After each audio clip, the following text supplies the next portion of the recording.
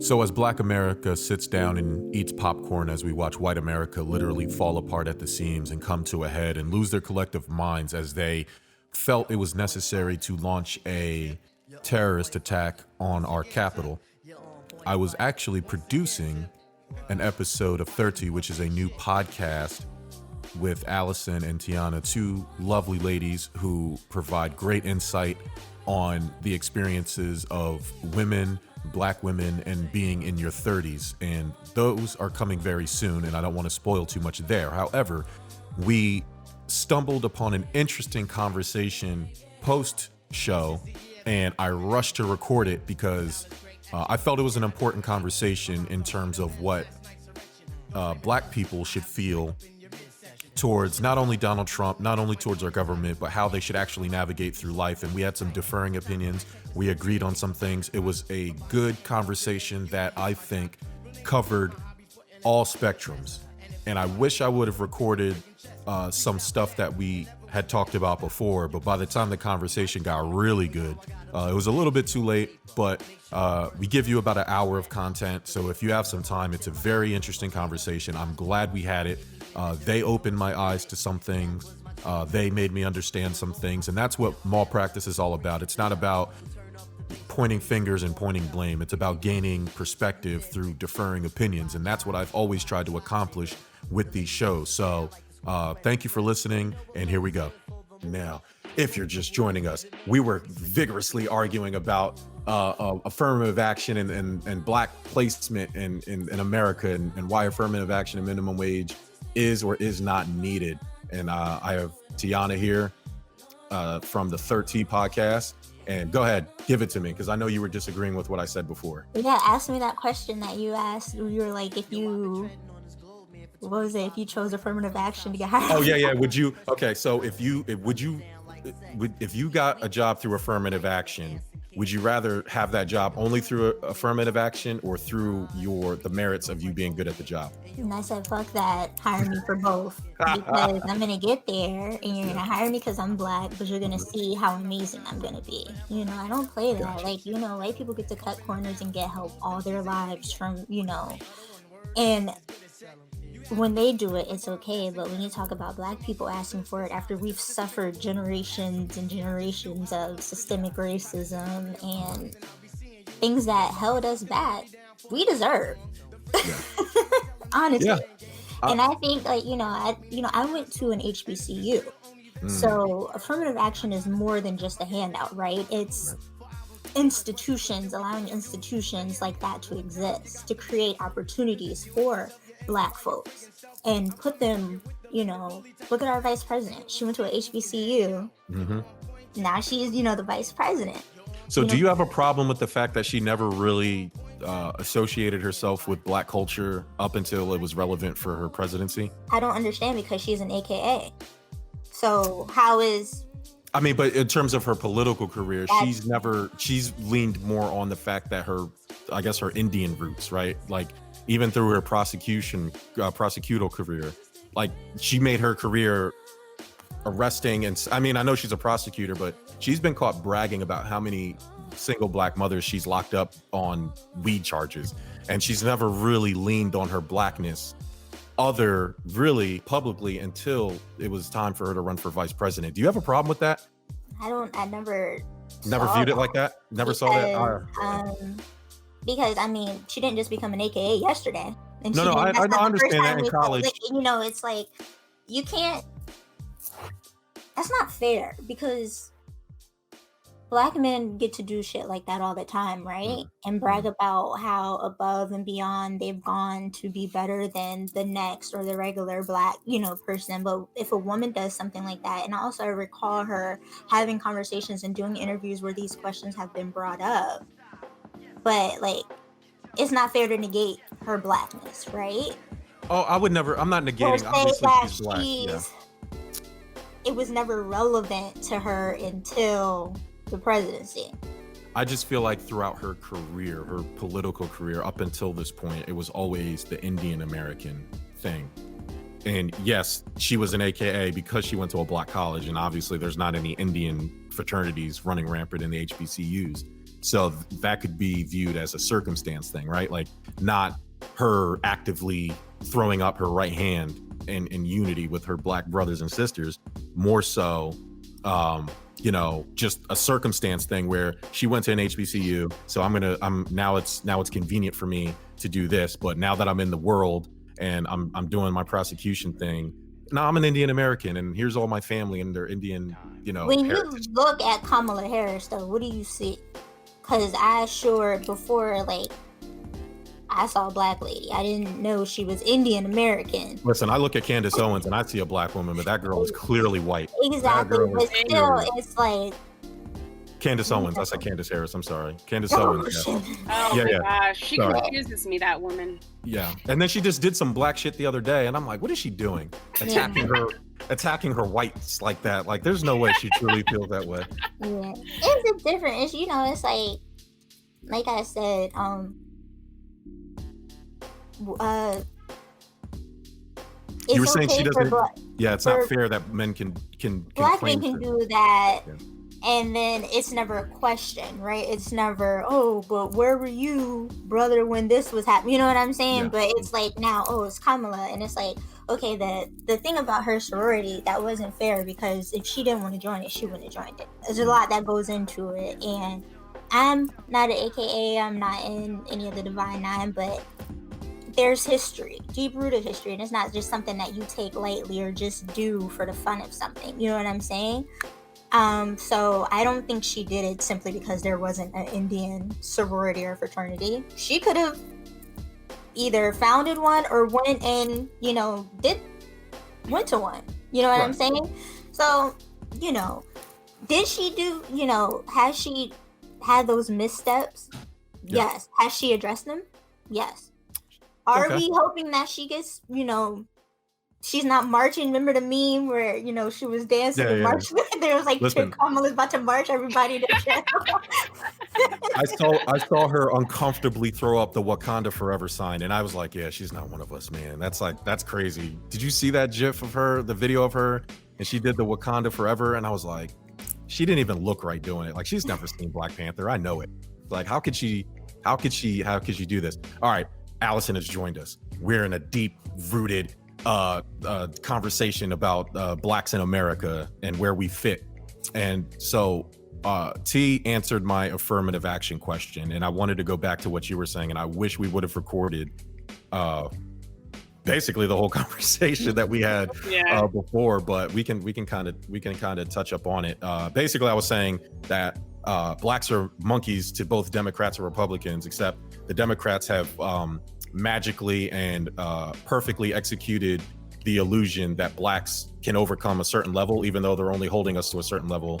And Republicans, they'll accept the blacks as long as you make a certain amount of money or as long as you reach a certain status that you should already be kind of striving for anyway. But because a lot of blacks can't do that, it's viewed negatively by Republicans and the Democrats, who think Republicans are all evil, even though there's evil Democrats and evil Republicans. What say you? I agree. I think there's evil Democrats and evil Republicans. I wasn't the biggest fan of Hillary. Like, I was pro having a woman in office, but Hillary had a couple of slip-ups and that bothered me. I remember the crime bill. What did she call black men? She was on there saying how they are the predators. Yeah, so she's had slip-ups. I remember listening to an episode on The Breakfast Club where she was talking about how she puts hot sauce in her bag, and it just seemed so. I was laughing, but it was so uncomfortable, and it was one of those situations like, vote for me. I'm down with the culture, and to me, that's kind of the most racist, most insincere thing that you can do. So here's the thing, and back in the day when Barack Obama was running for office, I didn't like how her and her husband came for him. And they did come for her. They got real ugly and stuff. So when people were like, "Oh, Barack Obama should choose Hillary as his running mate," I was like, she strikes me as insincere. Nevertheless, though, I voted for her. I voted for her because I saw the rhetoric that Donald Trump was saying. I didn't agree with his whole, we're gonna build a wall. He had a couple slip-ups where I was like, wow, you just don't give a fuck. Like, you are racist. and maybe I'm not saying Hillary's racist. Like, I don't know what, I think she just plays politics, but Donald Trump doesn't care. Like, he'll say it to your face and he'll be a proud racist. So to me, he didn't get my vote. And then, like you said, like, I tend to vote for who has my best interests. Yeah. And right now, I see myself thriving in a Democratic-run society. And I see that for reasons for being a woman. Like, I don't want to pay for my birth control. There's certain things that the Democrats are looking out for me where I'm like, okay. And like, even now, like I hate to say it, like, I still am getting paid. I have my job. Could I use a stimulus check? Hell yeah, I can use a stimulus check. Yeah, So the same way, so the government has endless amounts of money. So the way I see it is, if you want to pay for my student loans, yes. If you want to give me a stimulus, yes. I'm all for it because you guys rob us in taxes anyway. So if you want to give it, that's the number one. That's literally the number one argument against what I'm saying that I can't really combat. Like, we pay mad money in taxes. We pay, the middle class gets screwed. So if you want to charge these rich people, and I get it, they're opening up jobs, you're doing infrastructure, this, that, and the third. I still haven't seen Black people get ahead with a Republican run, government to the degree that they're saying that we would have. So it's like, I'm going after my best interests, and that is who is not making me pay as much taxes, who is making me get my medicine for free, who is giving me even down to giving me a stimulus, who supports affirmative action, because not every Black person has the same opportunities that I have, and I'm very well aware of that. So that's where I run on the aisle. So for me, I don't disagree with what you're saying for some people. So like for me, for example, when Obama was pushing out that Obamacare, which I strongly disagreed with, I believe in just a one pay system for healthcare. I don't go to the doctors. I shouldn't be paying health insurance if I don't use it. And I think all children should get free healthcare to a cent. Like I'll pay taxes to make sure all the kids are taken care of. However, I would be penalized, unlike a lot of my friends who are in a certain tax bracket or make a certain amount of money or live a certain way. They were all about Obamacare because it would help them. So obviously they would be on board. But for me, taking care of my family, I would have been penalized actually, is what the word was in my letter, almost $2,800 for Obamacare. So I wasn't for Obamacare at all in any capacity. And like, that's what I'm saying. Like, you're penalized for reaching a certain level of success. I don't have the nicest mansions of houses. I have a nice house, but I started my life over when I joined the military with a Nike book bag with 3 pairs of underwear, a t-shirt, and like 4 basketball shorts. Once I decided to start my life over at whatever age it was, 20, whatever it was when I joined the military, that was it. And I've worked my way up to a nice living. I can support my wife and 3 kids. And my wife was only working because she just got tired of raising the kids. Like, all the kids are school age, and except my youngest, who's 4, who's about to be school age, she was ready to go back to work. For basically the entire time I was in the military, and the entire time I got out, her job was to raise the kids, and she happily did it, even though I knew she was unhappy because she's a working woman. That's what she likes to do. And her life was derailed for me. So it was even more important for me to go out there and bust my ass and not have to worry about things like, is this job gonna like me because I'm Black? No, the job's gonna like me because I'm a fucking badass and I'm the best. And so I think part of my thinking on that is simply that I always feel like the hard work will always prevail. And I know that doesn't work for everybody in every place. It's just the places that it's worked for me. I've never seen, like I said, racism exists once you're already in. Like, that once they see what you're capable of doing, their co-workers will try to sabotage you, right? But it's never the bosses, because the bosses want the best workers. Like, it's the bosses. You think it's the bosses? I haven't seen that. You know what? It's also like, you have to think also, and I think that's why you have a little, like, you can accept people going against you though, like, but that's just your singular experience, right? Like, you're saying about like what your uncle taught you and your singular experience, but you have to understand and see, like, I was for Obamacare because when that rolled out, I was just graduated from college. I aged out of my mom's military benefits, and I was working as a server bartender. I'm working at a job where I don't have health benefits, but I could slip and fall and hurt myself. I could cut myself. Somebody comes in the restaurant, starts fighting. There was no insurance. So that provided, a marketplace for me to get the insurance that I needed. Was it more expensive than like when I finally got a job and, it was coming out? Yes. But I'm also always thinking about my health and the things that I need and how I don't want to pay an egregious, bill. So that's why it worked for me. And I didn't think about, So who's right? I think that's where I'm ultimately getting at. So who's right and who's wrong, right? I'm not wrong for thinking, well, damn, I busted my ass to get here. And now I got to be held back because your circumstance. I'm not shitting on your circumstance. I understand it, but should I be penalized now because you're that way? And this is my biggest frustration with our political party and the way our system runs. There's definitely a compromise, and they just won't allow it to happen. Exactly. That's why if people tell me I'm self-serving, yeah, you fucking right. I only care about me and my family and my little crew, my little circle. And the reason I'm successful, you know why? Because I don't fuck with nobody, and I don't let nobody fuck with me. And I know what I have to do, and I know what I want, and I'll get there. And if I hit one roadblock or I run into a wall, I'll either go around the wall or I'll go through the wall. There's the only two choices you have in life. Do you think it's easier because you're a man also? I do think women face different obstacles. However, I think especially Sorry, I didn't mean to. No, go ahead. Think about just women, but also think of Black women. It is harder for Black people, and a lot of people think I don't think that. I do think that. However, I also think that if you let that mindset creep in too much, it will hold you back more than it helps you.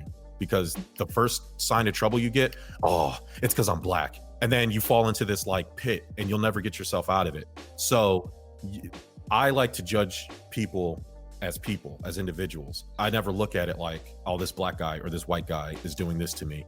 It's like, this guy's being an asshole. So guess what I'm going to do? I'm going to find a way to out asshole him or go above him and show that he's the asshole. So with your question, is it because I'm a man? Yeah, for sure. Because we've seen and especially for Black women, because you have that double hurdle.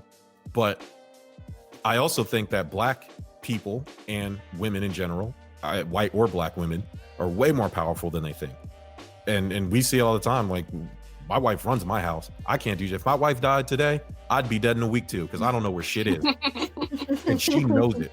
She knows it. But and my wife is like that too. Like, she just started her job, working at Target, just as a part-time, just to get out of the house, just to do something. She's fucking training people now. She's like a manager now, like out of nowhere, because as a Black woman working with, and I live in North Carolina, you ain't got to tell me what it's like for Black people and Black women where I live. And I go across the Isabella Holmes Bridge. There's a giant Trump 2020 billboard right off the bridge. You can't miss it. This is Trump fucking country. But my wife was able to elevate because I was going to say trained her. That's a bad word. I'm not, but you know what I mean? Like, I've influenced her thinking that I look at myself in the mirror every morning and say, I'm the shit. And the last thing I look at is my color.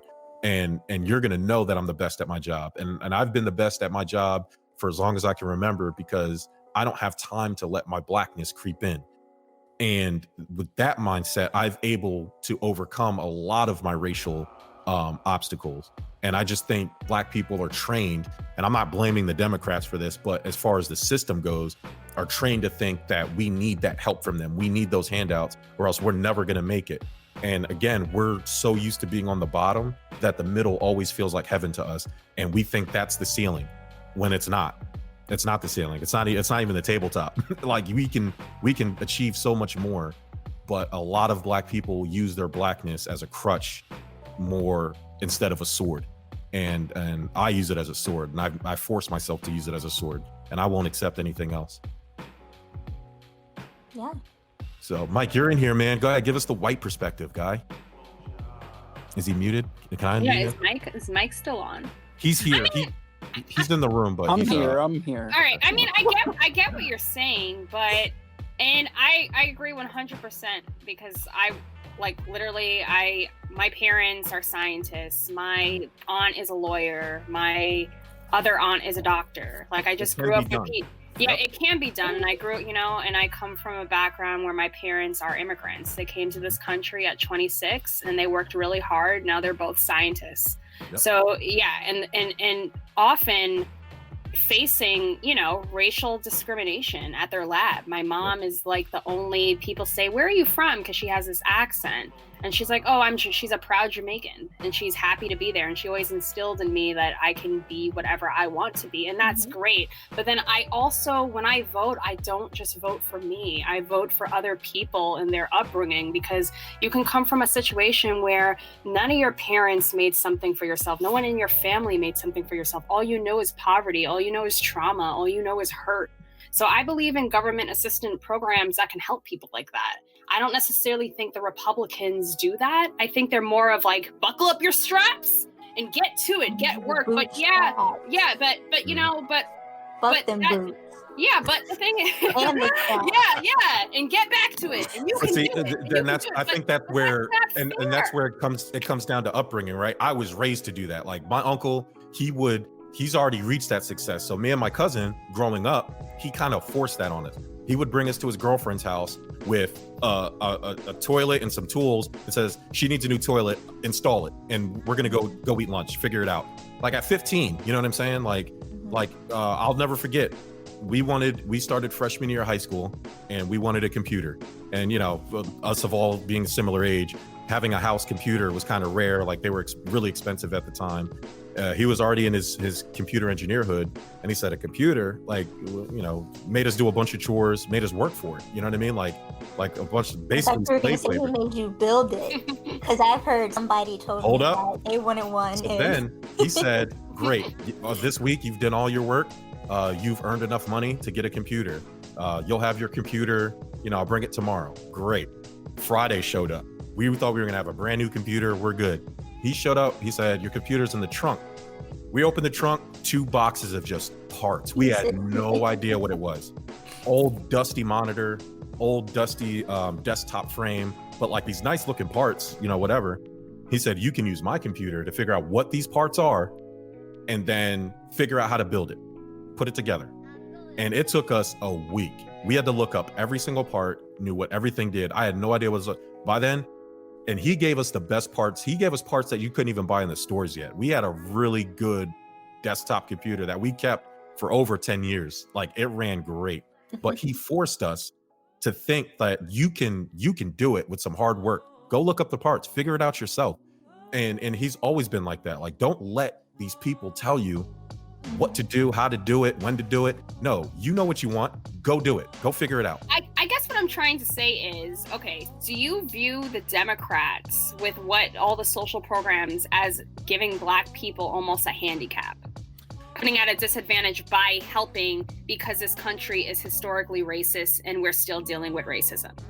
But like aside from like affirmative action, like all assisted like programs and government assistance, like white people. I was just gonna say that. No, they're on it too. But so this is the argument with when the whites say, "Oh, what about black on black crime?" Anytime a cop kills a Black guy, and I'm like, all right, so you're talking about a country that's 77% white people and 13% Black people, yet 43% of the police on civilian crime against Blacks. That's how many times we die, as opposed to 17%. So again, if I had some crayons to explain it to you, for every 100 white people, only 17 of them are getting killed by police.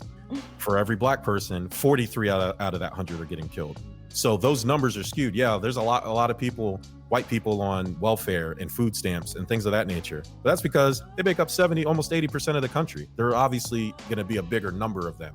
But Black, just like Asian on Asian crime and white on white crime, these things happen in our communities. So because of systematic racism, Blacks are forced to do crime in their own communities, and we're condensed to these small, densely populated areas. Absolutely. And that's what people don't understand. Black on black crime is no different than white on white crime, or Indian on Indian crime, or whatever I don't know what the term. I don't know if you can call them Indians anymore, but whatever the politically correct term for them is, white on white crime, Asian on Asian crime. Pacific Islander? Yeah. Man, that's like 5 syllables. I don't know if I can do that. But it's hard. Yes, I do view it. If I had to answer yes or no, I would say yes. And that's only because there's a lot of Blacks who are satisfied with that and will never get off of that. They'll ride that unemployment till the very end of the line instead of going out there to find a job because it's easier. Because we've been programmed by mostly Democrats, because the Democrats know we're an easy target for them because we're always put at the lowest level that they can keep us there. And no matter how low we get, they're just going to bring us back up to the same level. It's never going to be more than what they've already given us. That's my problem with it. That's why I think a lot of people should be more self-serving. Hey, help yourself. Help yourself get to the highest level you possibly can. That way, you can help your people. And if Germ helps himself to the highest level he can get, then he can help the people in his circle. Allison can help the people in her circle. Tiana can help the people in her circle. And yeah, we're not helping everybody, but if all of us are helping our own people, it'll eventually be everybody. We have the power. And it has nothing to do with black or whiteness or racial tensions. If we want to help our own people, the best thing we can do is go out there and help ourselves. And we can't be focused on these overarching issues that we can't even change. They're not going to let us change it. So all we can do is change our own individual circumstances. So I'm not going to let the Republicans or the Democrats tell me that I need to do this, need to do that, because the Democrats ain't held up their end of the bargain either. Malcolm X said, if you continuously give your allegiance to a political party that continues to break their promise to you, as a black Democrat, you are a chump. And the Democrats have always done it. Obama did it. The Clinton, for the most part, did it. Michelle did more for black people than Obama did, than Barack did. I don't think there's only so. I kind of don't agree. I feel like there was only so much that Obama could do, and that's another example. Do you think that the fact that every time he wanted to pass something, the Senate wouldn't pass it? They gave that man hell. Yeah. Like, it was the type of thing, if he was wearing, even, I think it was in the news, he wasn't wearing a tie. He wore a tan suit. Like, he wore a tan and suit. he ate the boys and girls up in that tan suit, by the way. It was blatant racism, even dealing with a man who made it to the highest office, who did what you did. What you talk about, who worked hard. If you know Barack Obama's background, he grew up in a single parent household. Like, he didn't have a lot of money. Like, I remember reading Michelle Obama's book, and she was talking about how he was her intern. Yeah. And how his car was busted back in the day. Like, you know what I mean? Like, he is a self-made individual. He made it to the highest office. He still didn't get the respect he deserved. And I feel like we can't deny a little of it had to do with the fact that he was a black man. So, correct me if I'm wrong, because I'm having a hard time remembering that the House was mostly Republican, though, right? At that time. Yeah, it was we were under Paul Ryan, House of Representatives. That fucking him. Yeah. So it could very well be, but you know, they're always going to say is because the House was Republican and they're not passing that Democrat shit. I mean, they could. I'm sure a lot of it was black. I'm sure. We know. And I don't want anybody, especially you two or anybody listening, or that will be listening, to think that I don't think racism exists. I've admitted multiple times racism exists. I'm not acknowledging it as a end all be all hurdle. It's just a hurdle. And I think a lot of black people make it out to be an end all be all hurdle. And that's where I get that, like, that frustration for me comes from. I see a lot of black people automatically jump, even though they have no idea what they're talking about. They read Twitter and they go in and say, "Oh, Republicans don't like this." Well, what? Go ahead and tell me some good things the Republicans have done. Let me ask you, or the Democrats, or anybody. Instead of what Twitter's telling you to think, why don't you make your own decision? You know, I don't believe anybody should be blindly with a political party. I don't trust anybody who says I'm strictly Republican or I'm strictly Democrat. Why? You should look at each candidate individually and say, okay, I agree with this person. I agree with this person, and I don't agree with this. Do your pros and cons, make the decision for yourself. But there's too many people that will blindly vote Democrat for the sake of just voting Democrat. And it could be the wrong choice for that specific year. But I think we saw a lot of people who did that were Republican, right? Too. Oh no, both sides. Yeah, we were talking about Democrat. On both sides, absolutely. Or not only that, like, I think honestly tensions are at an all-time high. I think that clearly is because of who we had as a president for the past 4 years. I think he ignited something in people. He ignited hate, and it's unfortunate, and it's on both sides. Like, for example, my brother, he works at a bank, and he was telling me a story about how he works at a bank in a bad community in Long Island, in Hempstead. I don't know if anyone's familiar. Maybe our listeners out there are familiar with the community. And a Black woman came to the branch when it was about to close, and they weren't taking any more tellers or anything. And so they had a security guard at the branch, a white guy, big guy. Usually at the branch, they have Black security guards, but he works there. And the woman, she came to him and was like, "Get out my way. I need to go to the branch." And she, a Black woman, and the white security guard said to her, "Ma'am, politely, we're closed. We're not allowing anyone else into the branch." My brother is one of those people, he's an observer. So he's sitting down, watching the whole thing play out, like, oh wow, I wonder what's gonna happen. So then she goes, "You probably voted for Trump." Get out my way. No, yeah, look at you Trumper. Oh my God. And my brother was like, all right. So he comes up to the Black lady, and he's like, "Ma'am, we're closed. I'm so sorry. Come back again tomorrow." So then the Black lady's looking at my Black brother, and she's like, "All right, I'll come back again tomorrow." The white security guard looks at my brother and was like, "I didn't even vote for Trump. Man, I promise you, I didn't even vote for Trump. I don't know what's going on." And my brother was like, yeah, I know. That's just programming. That's what I'm saying. Programming. Yeah, it's bad. And it's weird because I have a few of those too. Like I talk to some of the guys, like some of my neighbors. And yes, like I said, I live in Trump country, but some of the firefighters that I work with sound like they're the biggest. I mean, they got pickup trucks in the front yard and everything. And they hate Trump. Like, it just goes both sides, which is exactly why I'm telling people out there, stop doing that. Judge people as an individual. And Mike knows this, from before. Like I said, Mike's known me since I was 14, 15 years old. And I've always been like this. Hey, the same reason people love me are the same exact reason people hate me. I don't believe in changing who I am for anybody. If I'm not your cup of tea, go drink another cup of tea. I don't care. You know what I'm saying? I don't believe in making things digestible for other people, because then you start diluting your truth that way. And the best thing for people to do, especially Black people, is to show understanding. A lot of Black people are just scared to be open and honest about for me, racism has only really been a factor for me in police situations. So, but I understand that's not everybody's thing, but I believe more Black people should talk about that. And they don't. They feel like they're not Black enough if they talk a certain way, or if they didn't go through certain Black, traditional, I guess you would say, Black experiences. And I think it's important that Black people who don't go through those things should say, "Hey, here's how I'm navigating through that. This is what I've seen. Here's my Black experience. Maybe it can help you." But Black people don't like to do that. I don't know if it's a pride thing. And I don't know if it's, hey, Mike. Hey. Mike is joining us here on Molpractice. What's up, buddy? Trying to lighten the mood. I get it. Things got deep. That's funny.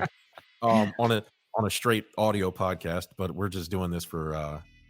I've never done a 4-person box in this program before. So. Yeah. No, hold on. I got a print screen so I can design something around it. But anyway. It's weird because the Black experience varies, but if you listen to the media too much, you'll think that all Black people are the same. And I think that's really what I try to fight against. And when I say, and like I said, and I'm not saying all Trump supporters are evil. I do think there are good heart. Tiana does agree with me. Looks at the fourth wall. I don't think they're evil, but I think after all that, I don't think they're evil. Like I said, my issue isn't against the Republican Party. My issue is against people who back Trump. Because the way I see it, if you're backing someone who thinks I'm a piece of shit, then you don't give a fuck about me as a black woman in this country. And it doesn't, and like, yeah, we're strong. And yeah, I think black women are some of the most strongest, we're the strongest, one of the most top 3 strongest populations in this country. We work so hard. The strongest. If not, I was trying to be politically correct, but let's face it. Not on this show. Not on this show. We are the strongest population. We literally, like Stacey Abrams, we're the reason why this whole country is going blue right now. Like when we put our mind to it, we hold weight. And thank you for saying that. I'm sorry, I don't mean to interrupt you, but thank you for saying that. I think I said this before we hit record when we were doing the post show on your show. Black people are a lot more powerful than they let themselves. Absolutely. Let the Democrats, not Democrats, I shouldn't say that, but the Democratic thinking, that philosophy, where we're just helpless and we need all this help and the Democrats are here to save us. That's what a lot of the I'm gonna sound bad saying this, but you know what I mean, the lower class blacks, like the blacks who are I know when I said that I didn't even I guess you know what I'm saying by that. I was trying to be political. I guess no, we're not doing that. It sounded bad coming out, but you know what I mean by that. What keeps happening to me the last couple weeks after the Capitol incident is like a lot of white people are coming up to me personally and like saying that, hey, I didn't vote for that guy. And like, I'm sitting there doing the math and it doesn't add up. Like, so some of these white people are clearly like 100%. Okay, so here's my thing. I said in the post show before, I'm not ashamed to admit, yes, I voted for Trump in 2016, but it was only because I thought I was getting something different out of him. I was thinking more. I wasn't thinking socially. Like, I'm not emotionally bothered by Trump and the stuff he says. You didn't care about any of those stuff he said? Not at all. Do you think you would have cared if you were Latino? If he was saying, I want to build a wall out to keep you out? Do you feel like... Right. I can't answer that because I'm not Latino. And here's the thing. I can't relate to other people's experiences because I don't have that experience. I will never speak on childbirth and abortion laws because I'm not a fucking woman. It don't bother me none. Whatever the women say, whatever the women think. I don't know. I wore a pregnancy belt once. That's like the extent of my womanhood. And so I don't know. Yeah, as a veteran for Trump, when he said the wall, I said, yeah, you know what? There's this like 3,000 mile wide hole between Mexico and America. We should probably put something up there. There is an illegal immigration problem. There's plenty of countries around the world that have walls. The Great Wall of China was a wall to separate people from invading their country. People have this idea of a giant like skyscraper wall, like, a physical structure. Maybe the wall is the worst terminology, but I understood Trump is not a politician. His verbiage never bothered me. I don't care that he doesn't go on Jimmy Fallon and sing jazz with the Roots. Like me, and I think part of that is for me in the military. I've had commanding officers that I just he would have. Maybe I don't know. But what I'm saying is, as far as coming from the military, I've had commanding officers that I've despised, but my job is to follow orders. So I think part of me is saying I don't have to like every boss I've ever had. None of us have. I just have to follow the rules and do my job. I don't care what he says. I don't care that people like him. And his job is to make sure the military is well equipped to protect me, make sure my economy is still flowing, and stay out of my constitutional rights. That's the job of the government. You brought up boss because we had a boss. We had a similar boss, right? And that we were so close, so he tried to divide us, right?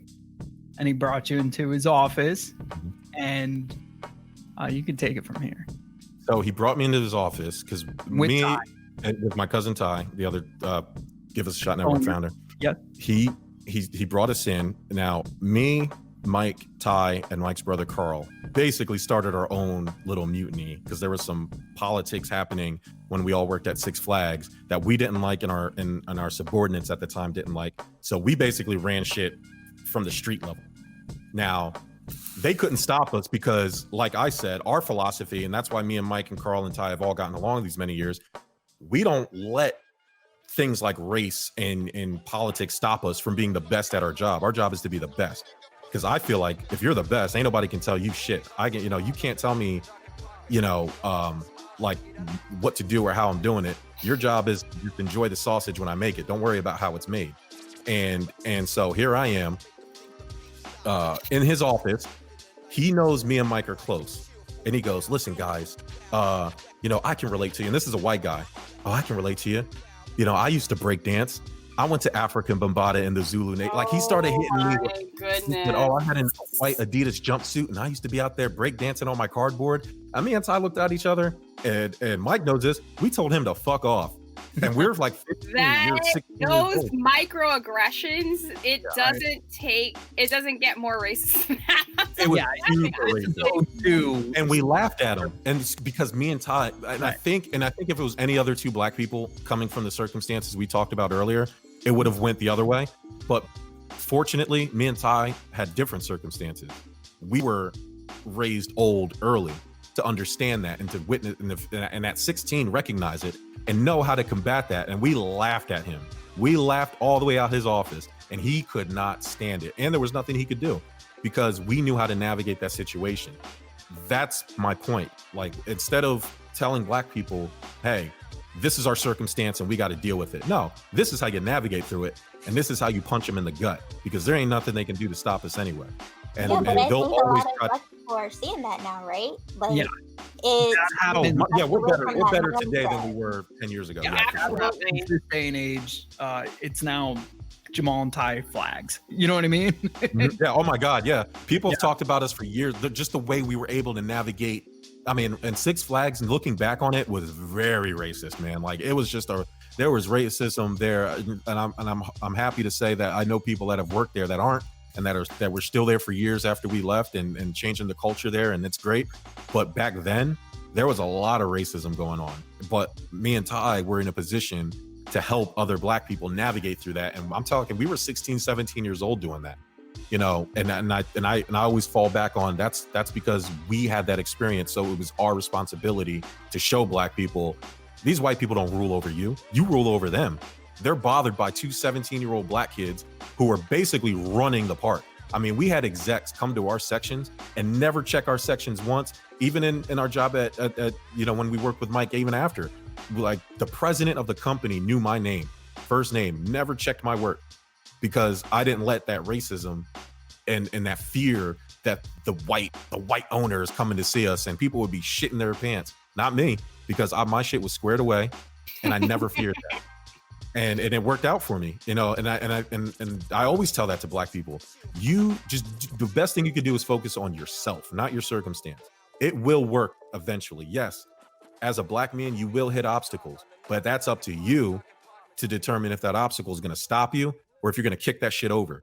And I'll always kick it over. And like I said, if I come to a wall, I'm either going to go through the wall, go under it, or I'm going to go over it, and I'm going to go around it. Or you're going to vote for it to go up. I'm going to vote for it to go up and keep. Yeah, but I'm sorry, Allison. Yeah, so yeah. So back to my 16 Trump thing. Yes, I voted for him because I never really took the wall verbiage seriously. I always looked at it as a physical structure. I always looked at it as border control, border security. But I believed he was going to help small business, which was me at the time, because we were starting our branding company, and like, that way would have helped us instead of penalized us. I had a friend who had a business under Obama, went under because he was forced to pay for their life insurance. He lost so much money paying under Obama, and we're talking about a white guy here. You know what I mean? And he's like, I can't run my business under this. He made more money under Trump. And matter of fact, I made more money back on my taxes under Trump than I did under Obama. And so, again, it's all about circumstance. I can't put myself, just because I'm black people will put themselves in the black circumstance that doesn't apply to them because they feel like they have to, because they feel like they're pressured to. And I don't think that people should do that. No, I definitely think that you should hear out both political parties before you make your vote and, come up with that decision. However, I couldn't look past, like, words count. And as we see with the white supremacist attack that happened at our Capitol, they matter. Mm-hmm. So when you're on stage having people call Mexicans thugs and rapists, that I'm not Mexican, I am not Latina. However, my heart goes out for them because you're not about to spread this hate on my culture. So it's like that was a selling point to me. Like, yeah, the economy is important, but people's life is important. Like not like violence can kill them. Like terror, like supporting Proud Boys can kill you. You know what I mean? Like everything that he supports and stood for just was a bigger factor than the economy. And that's another thing that I guess I don't really agree with you in the sense, because you're a black man and you're telling me like, yeah, you basically can vote for Trump and it was okay. But to me, that kind of sounds a little bit privileged, because there are other people out there that are Mexican and come from different races or are immigrants, and they don't have that option. They literally have to vote for the opposing side and not Trump, or else their rights are going to be taken away. So yeah, you got to look out for yourself, but how are we building as a society if your fellow brother is hurting? Right. And I think the biggest problem that I have is like, so if a white person who lacks mental toughness, a la my ex co-host, right? Because he's white, he can still have a house, he can still have a job, he can still do this, even though, you know. And then I think of Jabri. I don't know if you remember him. We worked with him, right? Born in Trenton, born into a society where he had to hustle to make money. Tried to get out of that. Wasn't the greatest employee, but to be honest, he was better than my ex co-host. And when he was killed because he had a drug charge of having weed less than the amount that's left in my drink, they said that it was gang related, and so he was murdered, he was killed. You can look it up. And Trenton didn't want it to be another anything other, like they wanted it to be clear that it was a drug crime related incident, and it wasn't a neighborhood thing or anything that made it look bad on the community. Hey, we're trying to clean this up. This is part of the problem. So he became a part of the problem. Whereas, like, you know, Steve, and you might have to edit that out. Yeah, I'm going to bleep that out. Yeah, he has 3 drug charges. He's lost numerous jobs. He continues to get them, and the only difference between them is the color of his skin. And I don't care what anybody says. And I love Jabri, and I cared for him, and like honestly too, like there was a time that he left our job, but never did I think that one day he was gonna get gunned down, and then Trenton would turn it into a. And they were quick. They were quick to try to do the cover. Yeah, they were like, "This is crime. This is what we're cleaning the streets up. This is a crime-related thing," and it wasn't. It wasn't. I know the kid. Like it wasn't. But Jabri, through my numerous conversations with him, and I tried to get him to join the military, but his past was going to prevent him from doing that. And I tried to steer him in the right way. He just couldn't. He couldn't leave it alone, man. It's like that lifestyle has a vice grip on certain black kids, especially young black kids. And Jabri, he could have been something. He needed a mentor, and I wish I was mature enough. White. That's my argument though, because like but here we go again. Saying that about other people, you could keep saying that. We're talking about one guy, and so many other examples of black men who have overcome that. I just gave you one. Right. Yeah, but isn't the exception? There's mental toughness. There's mental toughness. Talk about a president who's overcome a lot of obstacles. We're on the same level as far as that goes, right? You and I are on the same level as that goes. So I do believe, as far as I could take my life, you could take your life. I do agree with that. But the issue is the next tier, the tier below us, with mental toughness, with people that don't let shit bother them. That the white person tends to get 11, like it's like a cat versus a dog. No. Right? Yeah, I'm sorry. Yes, what you're saying is correct. I'm talking specifically about Jabri. Right. He could have been saved if somebody like me now was in his life then. I, at that age, wasn't mature enough to help him. But I don't have a problem with him being saved or not. But the fact is, when he died, they didn't need to say it was uncrime related. That's just the rate. Like, so the racism that you have to acknowledge is stuff like that. That's going to happen. That's not, and if that's what you think I've been saying, that you can change that, that's not what I'm saying. I'm saying you can change your circumstance to make sure that doesn't happen to you. Jabri didn't want to do that. He loved the street life. He didn't care. And he just didn't have anybody in his life because he felt like he couldn't make it. And that's why I was saying, if I was more mature back then, I could have helped him even more instead of just throwing him an Air Force pamphlet. You know what I mean? And so my job now is to make sure, and I've sent dozens of young black men to the military.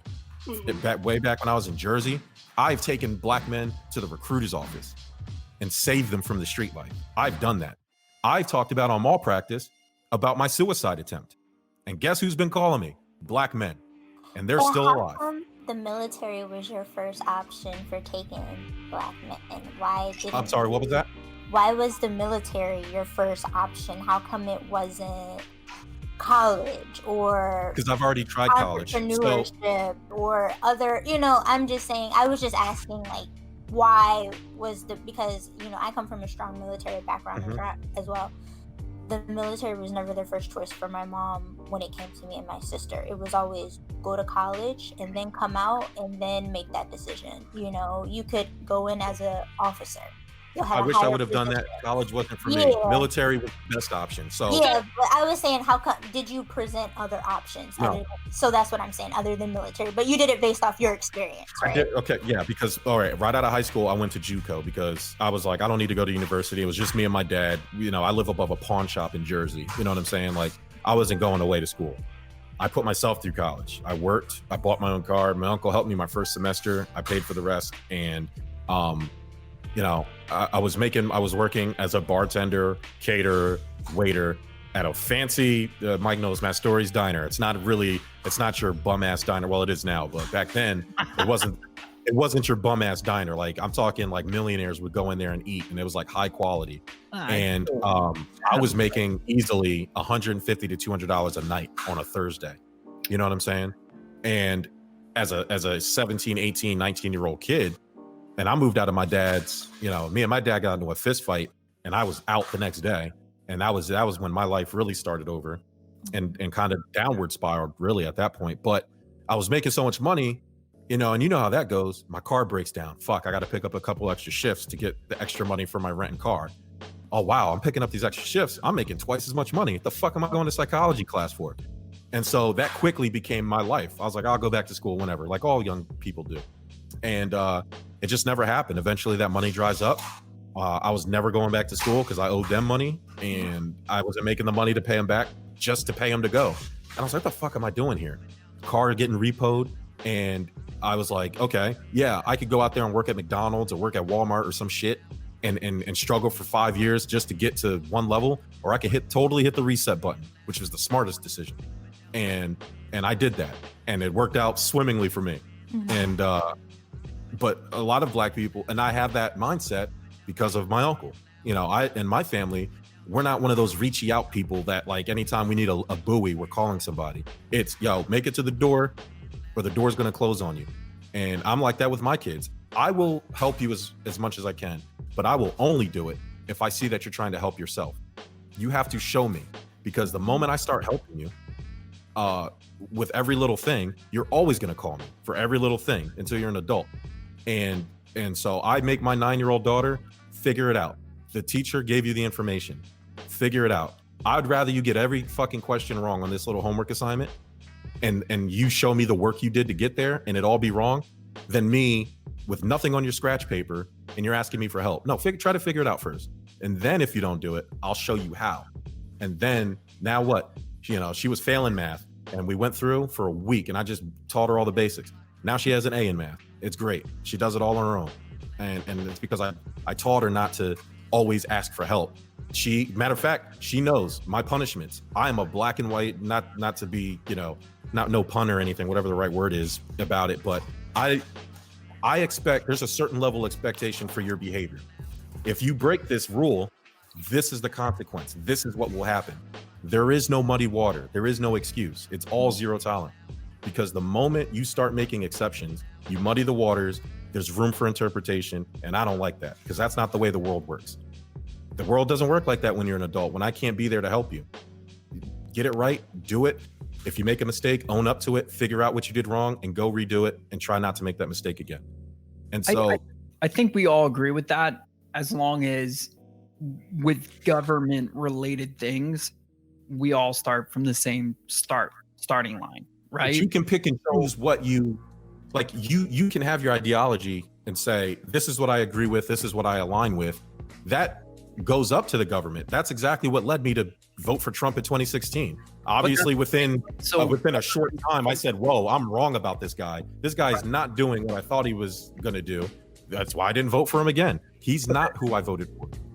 The education system in Chesterfield shouldn't be better than the education system in Philadelphia, just because the people are different. You know what I mean? Absolutely, So, yeah. so that's the problem I have. If it's public school, it should be public school. The teachers I shouldn't know teachers for the last decade in Philadelphia that have been laid off 7 times in 10 years. You know what I mean? So like it's got to be a fair ground, especially when you're using government funded money. It shouldn't matter where I live. I should be provided the same education. And this goes for my cousins too, who were from Brooklyn. My family was fortunate enough to get out of Brooklyn at that time. Now we can't afford to get back in, but that's a whole nother story. But back then, I was, my cousins were by far smarter than we were.